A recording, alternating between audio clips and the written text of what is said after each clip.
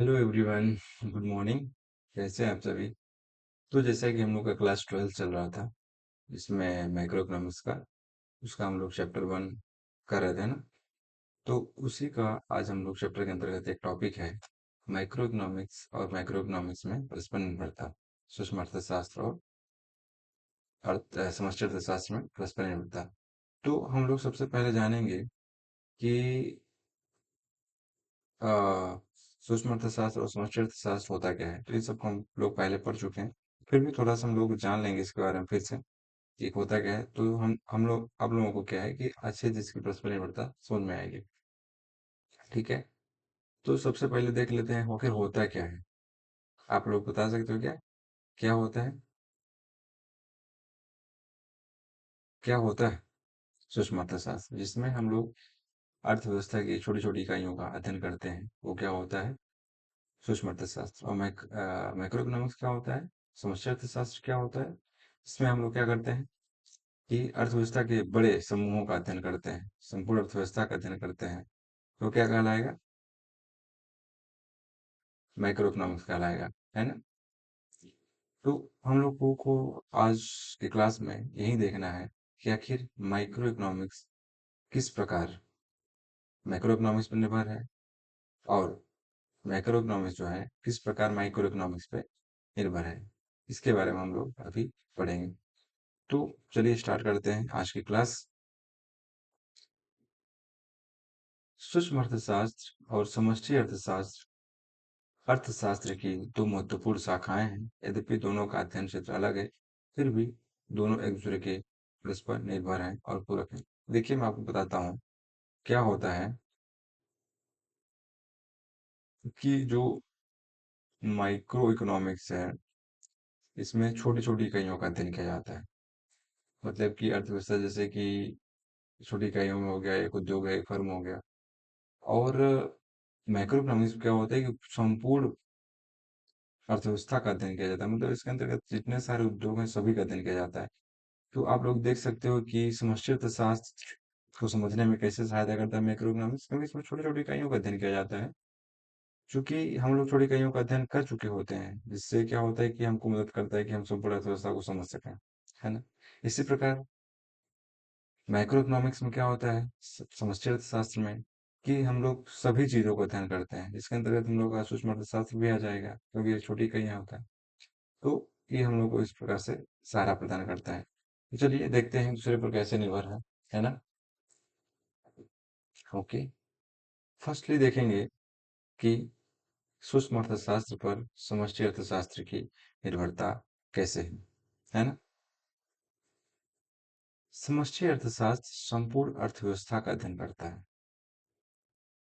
तो हम लोग पहला क्या पढ़ेंगे, सबसे पहले सूक्ष्म अर्थशास्त्र पर समष्टि अर्थशास्त्र की निर्भरता। मतलब कि क्या है कि सूक्ष्म अर्थशास्त्र पर समष्टि अर्थशास्त्र कैसे निर्भर है ना। तो क्या है, समष्टि अर्थशास्त्र में संपूर्ण अर्थव्यवस्था का अध्ययन करता है, जिसमें राष्ट्रीय आय, कुल उत्पादन, कुल रोजगार आदि लाखों उपभोक्ताओं उत्पादकों के व्यक्तिगत निर्णयों का परिणाम होते हैं। इसलिए समष्टि अर्थशास्त्र की नींव सूक्ष्म अर्थशास्त्र पर आधारित होती है। जैसे कि देश की राष्ट्रीय आय सभी व्यक्तियों और फर्मों की आय का योग होती है। मतलब कि क्या है, कैसे निर्भर है, मैंने बताया था ना आपको कि इसमें सभी छोटी छोटी इकाइयों का अध्ययन किया जाता है सूक्ष्म अर्थशास्त्र में, है ना। हाँ। और समष्टि अर्थशास्त्र में क्या होता है, इसमें संपूर्ण का अध्ययन किया जाता है। तो इसमें आप लोग सूक्ष्म अर्थशास्त्र को भी कवर कर सकते हो इसी के अंतर्गत। ठीक है, मैंने उदाहरण के थ्रू बता दिया आपको। ओके, अब देखते हैं कि समष्टि अर्थशास्त्र जो है वो सूक्ष्म अर्थशास्त्र की निर्भरता कैसे है, कैसे निर्भर है उस पर।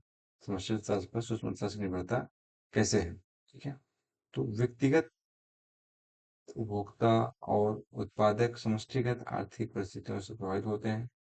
मुद्रास्फीति, महंगाई, बेरोजगारी, ब्याज दर तथा सरकारी नीतियां व्यक्तियों और फर्मों के निर्णयों से खूब प्रभावित करती हैं।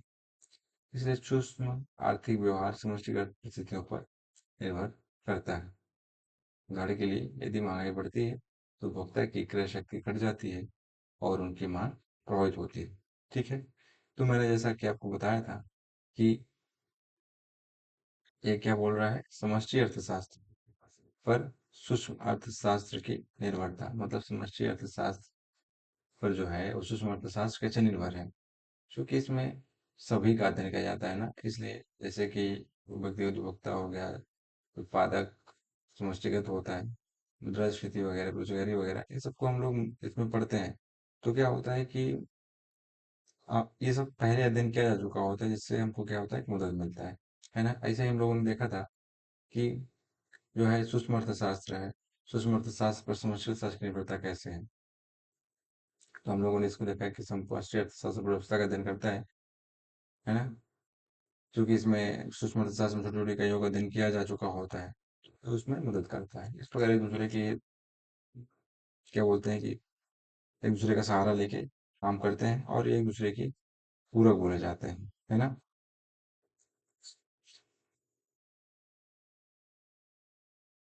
ठीक है, तो आज की क्लास में मैं इतना ही आपको पढ़ाऊंगा। फिर नेक्स्ट क्लास में क्या हुआ था कि इसमें एक एक टॉपिक करके मैं नहीं पढ़ाऊंगा अच्छे से, लेकिन अब मैं पढ़ाऊंगा तो इस क्लास के अंतर्गत एक एक टॉपिक करके पढ़ाऊंगा, जो भी कंप्लीट करवा के रहूंगा, चाहे 1 घंटे में क्लास पूरी हो, चाहे आधे घंटे में, चाहे 20 मिनट में हो, चाहे 10 मिनट में हो। ठीक है, तो मैं टॉपिक कंप्लीट करवा के ही करूंगा। ठीक है, तो नेक्स्ट टॉपिक अपना जो होगा वो होगा पॉजिटिव एंड नॉर्मेटिव इकोनॉमिक्स, सकारात्मक एवं आदर्शात्मक अर्थशास्त्र। तो इसके अंतर्गत हम लोग जैसे कि आगे पढ़ेंगे इसमें कि क्या होता है और एक दूसरे में उस पर निर्भरता क्या है ना, इसकी सीमाएं क्या है। तो ठीक है, इसको हम नेक्स्ट क्लास पढ़ेंगे। अगर आपको ये क्लास अच्छा लगता है तो वीडियो को लाइक और सब्सक्राइब भी करिए, साथ ही अपने दोस्तों के साथ शेयर करिए जो क्लास 12 में है, जिनका सब्जेक्ट इकोनॉमिक्स है। और इसका क्लास का टाइमिंग जो है वो रोज सुबह 7 बजे होगा। तो ये क्लास बेसिकली रिकॉर्डेड होगा, तो आप लोग इसको देख सकते हैं आसानी से। Okay, thank you.